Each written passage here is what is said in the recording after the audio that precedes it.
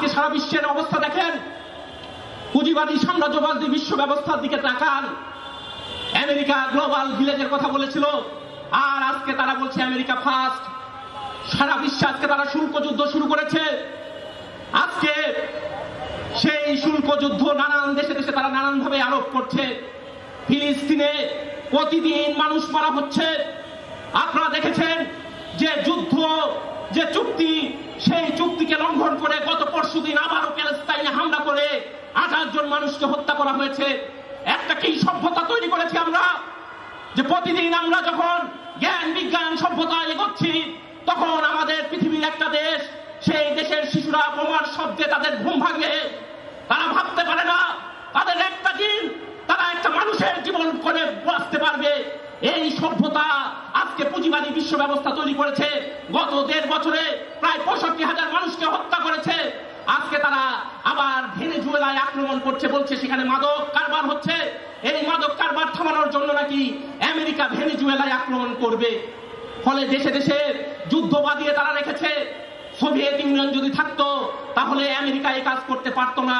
আপনাদের মনে আছে সুয়েজ খাল যখন ওই ইজিপ্টের কাছ থেকে ফ্রান্স এবং ইংল্যান্ড নেওয়ার চেষ্টা করেছিল, তখন সোভিয়েত ইউনিয়ন বলেছিল, আর্মি নিয়োগ করেছিল তারা ওই সুয়েজ খালে, তখন সোভিয়েত ইউনিয়ন বলেছিল 12 ঘন্টার মধ্যে ফ্রান্স এবং ইংল্যান্ডের সেনাবাহিনীকে এই সুয়েজ খাল থেকে সরিয়ে নিতে হবে, না হলে আমরা ওই আমেরিকাতে বোমা ফেলবো, ইংল্যান্ডে বোমা ফেলবো, ফ্রান্সে বোমা ফেলবো। আপনারা জানেন 6 ঘন্টার মধ্যে ইংল্যান্ড এবং ফ্রান্স থেকে সৈন্যবাহিনী ফিরিয়ে নিতে তারা বাধ্য হয়েছিল। এভাবে সাম্রাজ্যবাদী দেশগুলোর উপর তারা শান্তি নীতি তারা চাপিয়ে দিয়েছিল।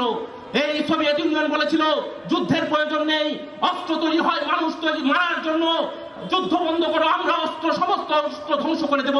সোভিয়েত ইউনিয়ন সেদিন বলেছিল, কিন্তু আমেরিকা সহ কোন সাম্রাজ্য বিশ্ব সেদিন রাষ্ট্র রাজি হয়নি, রাষ্ট্র তৈরি রাজি হয়নি। কারণ এই কারণেই আজকে অস্ত্র উৎপাদন ছাড়া তাদের অর্থনীতি চলে না।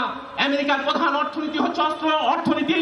ফলে অস্ত্র উৎপাদন করা ছাড়া, দেশে দেশে যুদ্ধ বাঁধানো ছাড়া, ওই লিবিয়াকে ধ্বংস করা ছাড়া, সিরিয়াকে ধ্বংস করা ছাড়া, ইরাকে সেখানে অস্ত্র তৈরি হচ্ছে কথা বলে লক্ষ লক্ষ মানুষকে মারা ছাড়া আজকে আমেরিকার অর্থনীতি টিকতে পারে না। তাদের টিকে থাকার আর কোনো অবস্থা নাই। পুঁজিবাদ সাম্রাজ্যবাদ আজকে বেঁচে আছে, তাদের চাই যুদ্ধ, অস্ত্র, মানুষ খুন, হত্যা এবং সারা বিশ্বকে ধ্বংস করে একমাত্র তারা থাকতে পারে। সোভিয়েত ইউনিয়ন থাকলে এটা তারা করতে পারতো না। আজকে সমাজতান্ত্রিক বিশ্ব নেই, ফলে তারা যা ইচ্ছা তাই করতে পারছে। এই শিক্ষা থেকে আমরা মনে করি যে সোভিয়েত ইউনিয়ন এবং সোভিয়েত বিপ্লব থেকে শিক্ষা নিয়ে দেশে দেশে মানুষের যে মুক্তির লড়াই, সেই মুক্তির লড়াইকে আমাদের এগিয়ে নিতে হবে।